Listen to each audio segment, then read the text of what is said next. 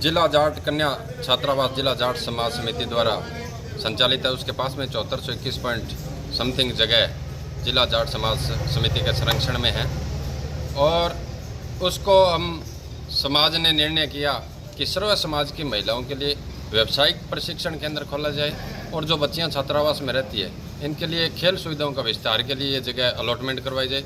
1997 के अंदर फाइल चली थी, वो उसके बाद उसमें मंडी समितियां होती थी, उनके अंडर में होता था। उसके बाद में ये डीएलबी प्लान काटने लग गई।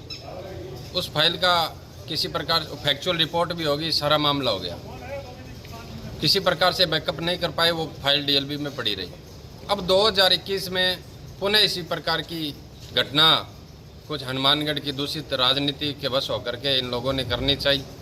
समाज जागृत हुआ तो इन्होंने दबाव में आकर के फिर कहा कि आप फाइल लगाइए। 2021 के अंदर नगर परिषद में 5000 रुपये का डीडी लगा करके जिला जाट समाज समिति ने फाइल लगा दी जगह के अलॉटमेंट के लिए।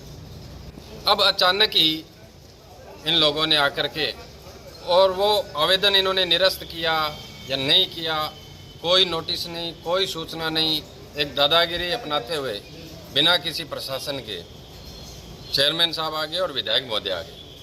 मैम, ये तो समझ में आती है कि कोई वैधानिक संस्था होता है, उसका अध्यक्ष या चेयरमैन जो आता है वो तो आ सकता है। विधायक महोदय को ऐसी क्या जाट समाज से नफरत हो गई?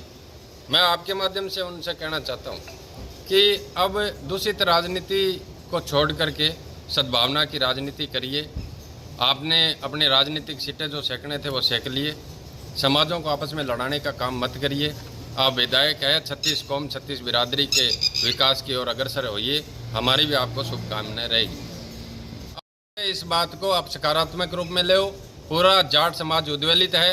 राजस्थान तक में इस बात का मैसेज गया है कि एक निर्दलीय विधायक द्वारा जाट समाज को बदनाम करने के लिए और जाट कन्या छात्रावास की जगह को हथियाने के लिए इस प्रकार का घिनौना कृत्य किया है। सरकार तक हमने हमारी भावनाएं पहुंचा दी है और यदि प्रजातांत्रिक तरीके से ठीक रहेगा तो ठीक है, नहीं तो प्रजातंत्र में प्रजा जो कहती है वो होता है, फिर हमारा जो समाज कहेगा उस तरीके से हम चलेंगे।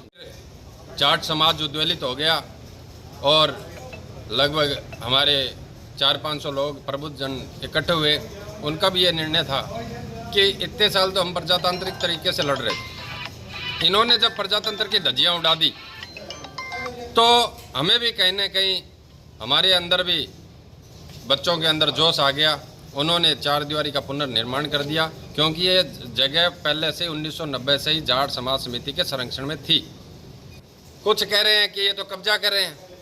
मैं उन लोगों से पूछना चाहता हूँ कि कब्जा पहले आता है कि विनियमितीकरण पहले होता है?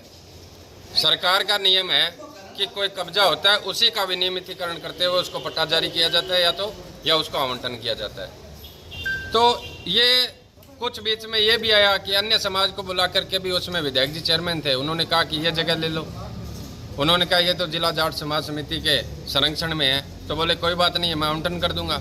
इस प्रकार से जाट समाज और अन्य समाजों को लड़ाने का काम न करें।